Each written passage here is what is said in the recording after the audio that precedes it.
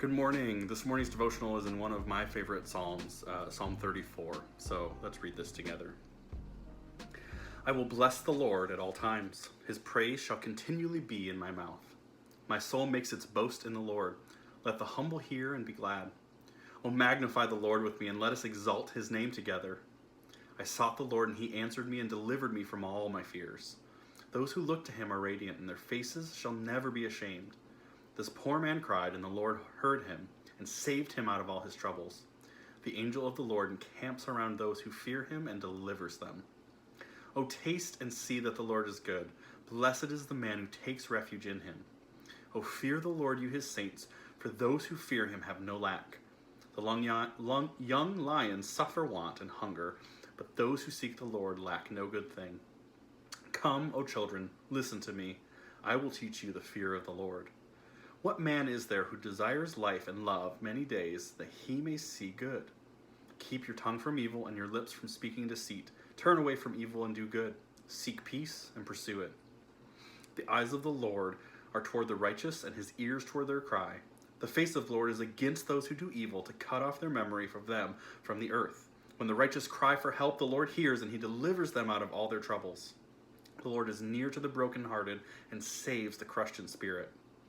Many are the afflictions of the righteous, but the Lord delivers him out of all.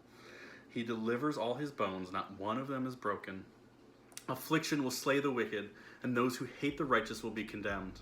The Lord redeems the life of his servants. None of those who take refuge in him will be condemned.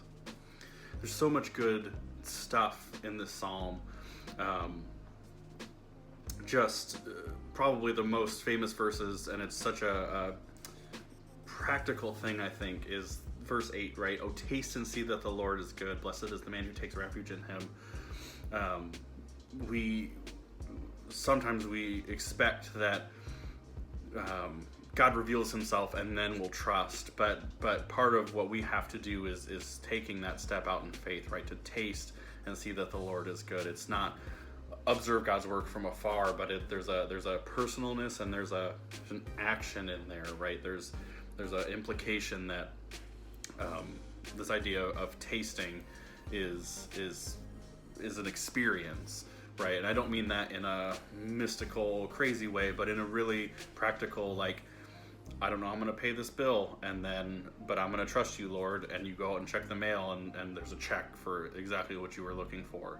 Those kinds of things where, as we become aware of God's hand working through the universe, we really can taste and see his goodness. The other thing I want to point out, because I feel like I could talk for hours on this, is verse 18, right? He's near to the brokenhearted and saves the crushed in spirit. Just such a good reminder that God understands both of those places, when we're brokenhearted, when we're just totally crushed, that God is closer to us there in some ways than ever. And so we don't have to worry that God doesn't understand or that he's abandoned us, because we know that he's near when we're very low. So let those things just help you as you face this day.